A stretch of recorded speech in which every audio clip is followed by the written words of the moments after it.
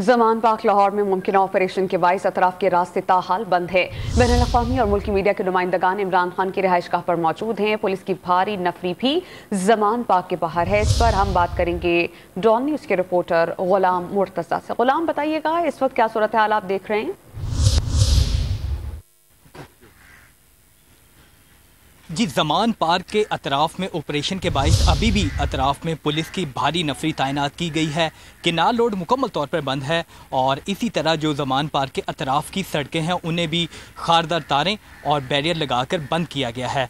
Police की जानिब से कहा गया था और वज़ीर इत्तलात पंजाब की जानिब से कि 24 घंटे का टाइम दिया गया था और कहा गया था कि जमान पार्क में जो इंतशार पसंद अफराद हैं जिन्होंने कोर कमांडर के घर पर हमला किया था वो यहाँ पे मौजूद है, उनको वो गिरफ़्तार करना चाहते हैं। वो कल 2 बजे उनकी जानिब से एक अल्टीमेटम दिया था 24 घंटों का, वो गुजर चुका है और अभी तक पुलिस की भारी नफरी भी जमान पार्क के बाहर में मौजूद है। जबकि साबिक वज़ीर आज़म इमरान खान अपनी रिहाइशगाह पर मौजूद हैं। मेरा कैमरामैन दिखाए तो ये इमरान खान की रिहाइशगाह है।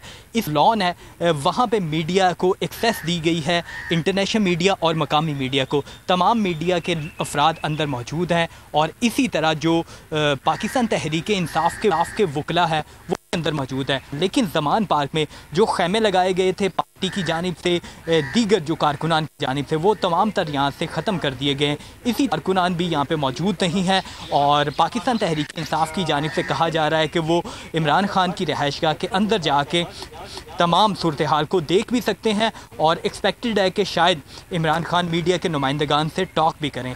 तो अभी तक जमान पार्क के बाहर पुलिस की भारी नफरी तैनात है और शहरियों को किनार रोड से और दीगर जगहों से गुजरने की इजाज़त नहीं है। जी।